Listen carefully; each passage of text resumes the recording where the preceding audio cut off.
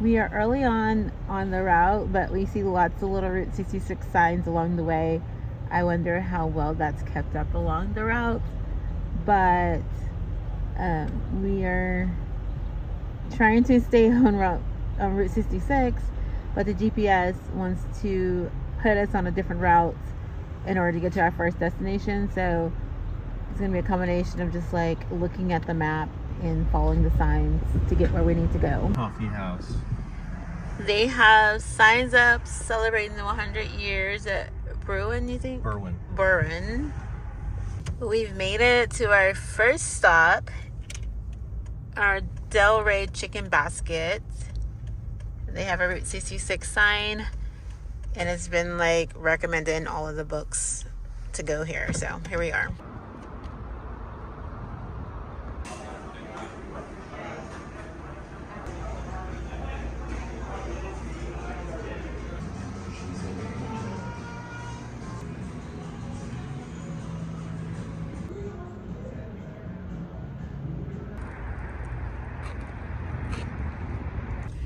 This is how it looks. It looks good. We'll see.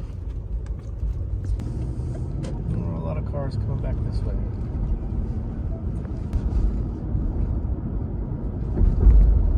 You're going to be making a right.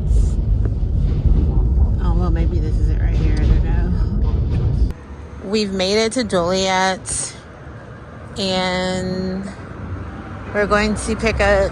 I ordered a pass book,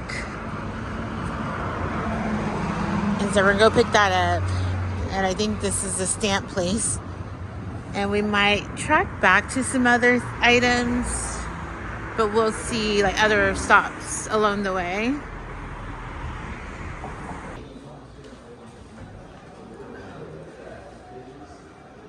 Yeah, let's take a stop.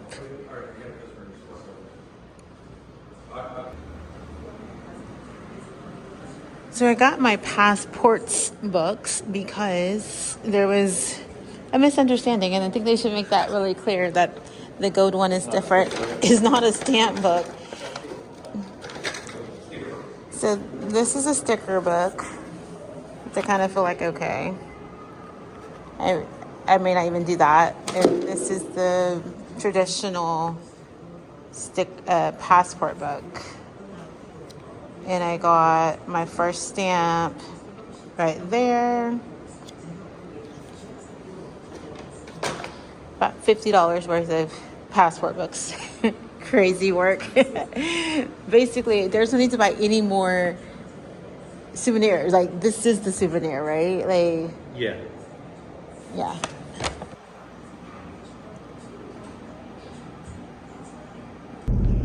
We are in Joliet still. You can see they have like some signs for like, oh, that was like America 250 and then Route 66 signs alternating between the two. But here's the attraction. Turn left. We're headed to the prison. Let's see what notes they have here.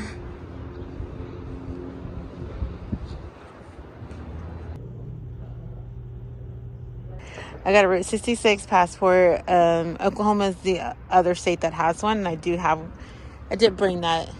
If I get stamps, I get stamps. If I don't, oh well. It closes at 4, and it's our last tour. We could have done a tour, but we don't think we have enough time to like do all the. It was $22. I feel like we would have felt like we didn't get our money's worth if we didn't take our time with everything.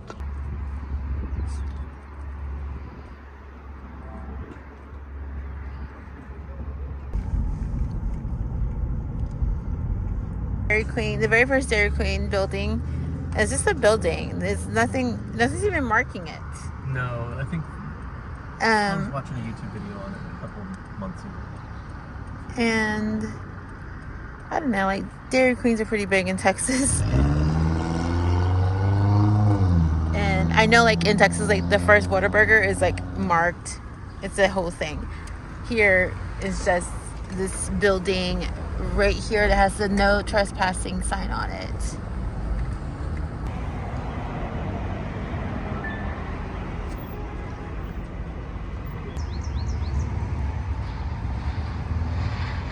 there's the biker group people that were At the prison? yeah, at their prison. There he is. There he goes in all his glory. I'm gonna roll down the windows to get a good view.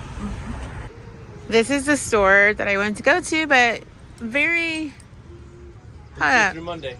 it says 6 p.m. but it looks like it's closed.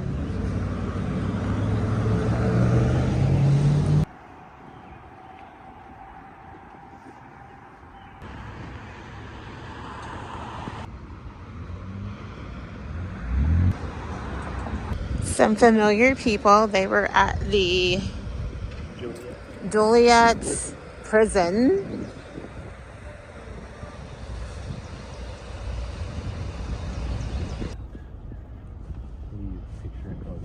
Yeah, he had his head out the window.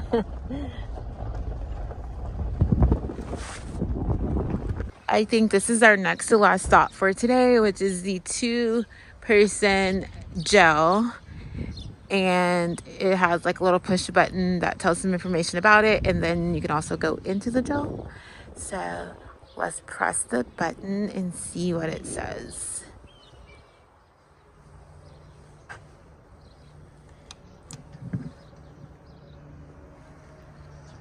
Welcome to Gardner, Illinois. We're happy that you've taken the time to visit and explore these unique and one-of-a-kind pieces of Route 66 folklore. You're now at the historic 1906 two-cell jail. Legend has it that this jail never held any dangerous desperados.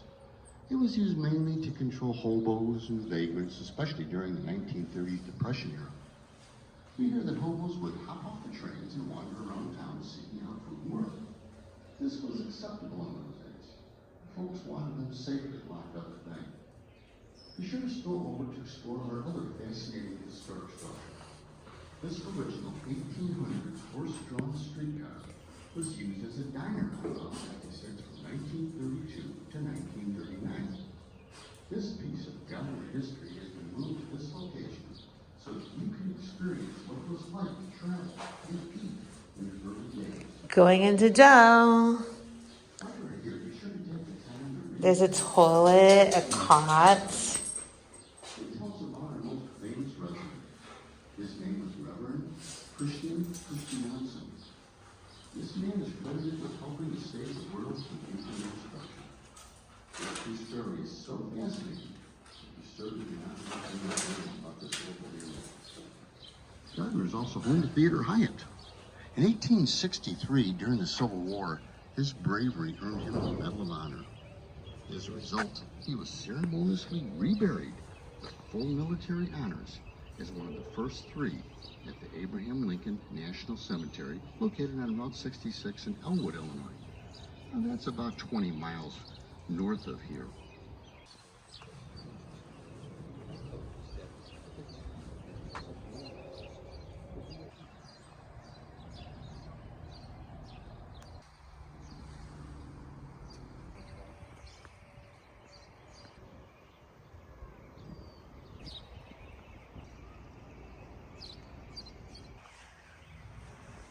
So we actually saw the bikers again at a different location, and then there's the ladies that took our pictures.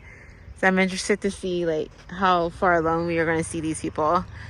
But yeah, this was a nice stop. I had totally forgot about it, to be honest with you, until I looked on the map and I saw it. So I'm glad that we did stop. We did the 2-cell jail. So we're on Route 66, but right there is the Interstate 55. And so you could technically, I guess, take that if you wanted to, but we're trying to be on Route 66 as much as possible, like the real Route 66. Even though that's like the new routes. And I guess, I don't know. I would be interested to see like what's on the interstate, if they even have any Route 66 signs on the interstate or not. But we are about to go to Dwight's, Illinois.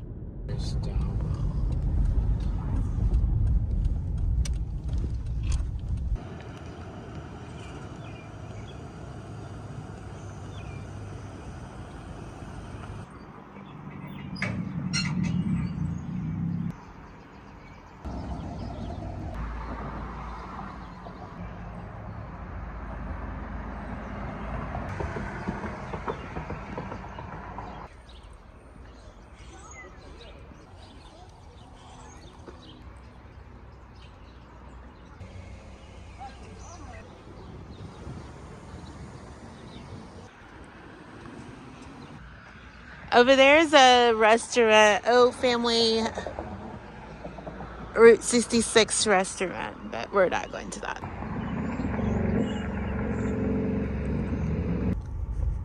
I know I said that the other thing was our last stop for the day, but we are in Dwight downtown, and this is the First National Bank, and it was designed by Frank Lloyd Wright. You can definitely see with the lights up front in the low windows.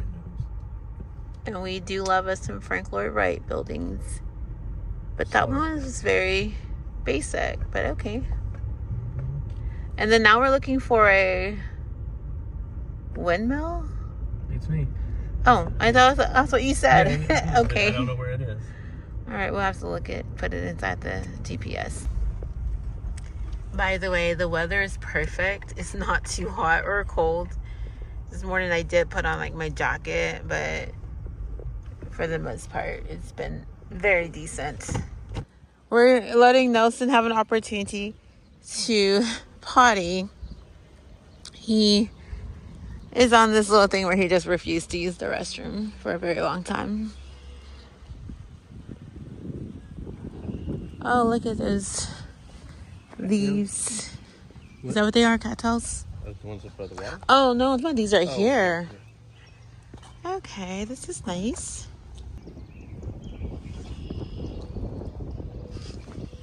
We met our friends again.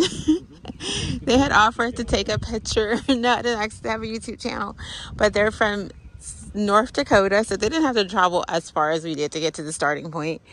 But yeah, they're doing Route 66, and this is their rental car, and it's from Texas. And so that was a little coincidence. But yeah, they were in Chicago, I guess, yesterday or this morning, I don't know. So maybe we'll see them again.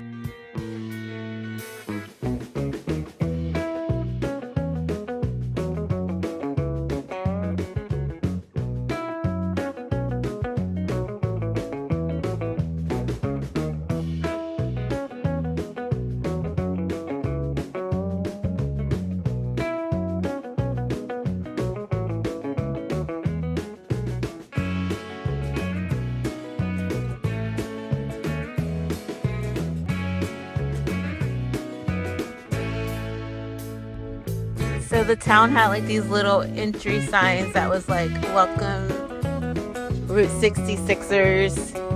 And then they had like some goodbye greetings as well. Really cute little town, like really tiny town. I didn't even see any other businesses besides that and just some homes.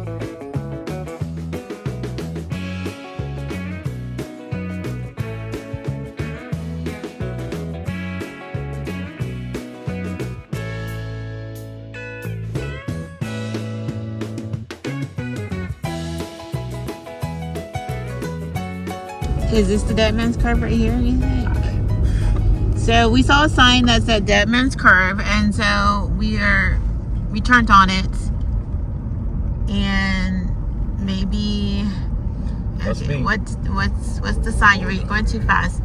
Car and ditch. Driver and tree. The moon was full, and so was he. Oh no! Oh, there we go. We did it. Okay. So that was the old route, and they still have that Dead Man's Curve there. Yeah, you can see the old route comes right. Okay, it's Gasville 429. Okay. It'll be fine. It's only getting cheaper the further south we go. Man, a bunch of cyclists out here on this cycling track route. They've turned a lot of it into... But that is the old road over there. And then once again, 55 is still over there. And so it's no motorized vehicles. We saw someone running on it. We saw people, some cyclists. A lot of people walking on it, too. And so... In a couple of these towns. It's now used for non-motorized vehicle activity. We are about 15 miles away from our stopping point for today. I am trying to do like a daily video, and so Yeah, I think I want to give myself a buffer of like maybe like a week in to this trip before I start putting the daily videos out, and so that way I won't skip if I don't have access to Wi-Fi.